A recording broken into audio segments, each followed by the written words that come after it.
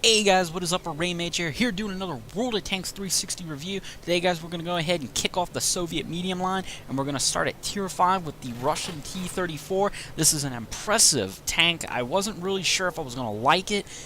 Ended up proving me wrong. Now this is a very legendary tank. It was well known for what it done on the Eastern Front. So let's go ahead and examine the packages. Here stock, you start off with a 480 horsepower engine. This will serve you well throughout this entire endeavor with this tank. It is very good. Just trust me on that one.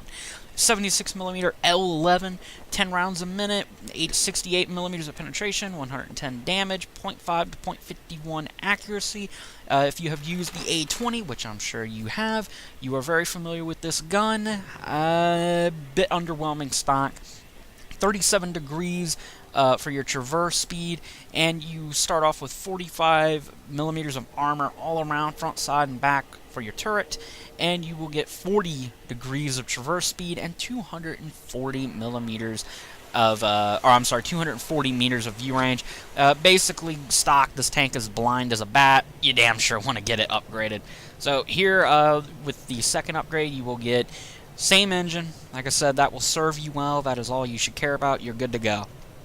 76mm T-34 gun, 11.76 rounds a minute. That's an upgrade. 86 millimeters of penetration. That's a nice upgrade. 110 damage, 0.4 to 0.45 accuracy. The aim time, I believe, I think it actually is an upgrade too, isn't it? Yeah, it's a little bit of an upgrade. Very good. Overall, good gun. Very much better than the F11, so you'll definitely like it. And you get upgraded tracks, 40 degrees per second. Very good. Love it. T-34 mod 1940 turret. That is your stock turret. No change there. Overall, the tank becomes much more usable at this point, and the tracks were a nice upgrade. Here, this is probably going to be the package I would definitely recommend using over the final package. It's just way better. Same stock engine, but you get a 57mm ZIS-4 gun, 26 rounds a minute, 112 penetration, and you have 85 damage per shot. That's baseline. And then you have 2.29 aim time, about the same as the F-34, and 0.34 accuracy. Now, this is the most accurate gun offering on this tank. Highest rate of fire. At 26 rounds a minute, you can just do the math. Even if you are getting 70 to 80 damage per shot, let's say you're getting those below average damage rolls, you're still going to be doing anywhere from 140 to 180 damage if you're putting more than just one round. If you're putting at least 2 rounds in people, this gun is going to be more than adequate. You get a upgraded turret finally with 52 millimeters of armor from the front and side, 45 from the back, 49 traverse speed, and 350 meters of view range. Overall, I find this to be the best well-rounded package. I think it serves the tank well. That 57mm gun is excellent. You can go hull down a little bit, but you're not exactly going to be lodged in there like an M4 Sherman would be. So just accept it. When somebody starts penning you, just get out of that spot and accept it. Somebody's got your number. And we get to the final package at 500 horsepower. That's a nice upgrade, but it's really just to compensate for this 76mm gun, 10.53 rounds a minute, 109 penetration, 115 damage, 0.4 to 0.41 accuracy. I do not enjoy using this particular package. I think the 500 horsepower engine is there really to compensate for this more heavier gun. It isn't very noticeable. I wish Wargaming, I hope they do redo the package for this, and they at least allow us to use this 500 horsepower engine with the 57. I just don't think this gun, I just think this gun is underwhelming compared to the other 76mm guns used by the Sherman and the Panzers. So, stick to the 57mm, and this is the package you will see me do the review and the gameplay in. Alright guys, I'm going to go ahead and switch to some gameplay. I will be right back shortly. Okay guys, here's the gameplay. This is Sand River Night, Standard Battle. Continuing on with the T-34 tank. This was a Tier 6 game, by the way. I believe it was a 3 or 4 kill gameplay. I cannot recall. I know I got over 1,000 damage, which is fairly respectable for Tier 5. That's pretty good. But This is an incredible tank, I have to say. With the 57mm gun, I was underestimating this 57mm, and it works pretty darn well. You'll notice here with the 480 horsepower engine, the same engine you get stock, this tank will get up and go, and it will lead a charge if it still needs to. And you're going to see here, I'm going to go flying past this KV-1, and I'm going to do what I have to do here and get up front. And this is where this tank is very good. Because of the aim time, you would almost prefer to fight up close and catch people's flanks. I will catch I think it's two T-34 mediums up here, and in particular there's one where I just put 3 or 4 shots in them, and you'll just see the damage output. It's more than adequate at tier 5 and 6 capable. You don't want to be facing, if you have an option, you don't want to face people straight up often enough. Its main defense, of course, in this tank is its ability to angle itself. It has very good armor. Its armor thickness is isn't as good as the Sherman or as the Panzer IV, for example. However, it has sloped armor. If you ever wondered why at tier 7 and 8 you see the Panthers and the Tiger II start using sloped armor, this is why. This tank surprised the Germans. It was a very ingenious design. The principle or the idea of it was if you took a 10mm plate of armor and you angled it just enough, you would effectively make it into a 20mm plate of armor because of the angle.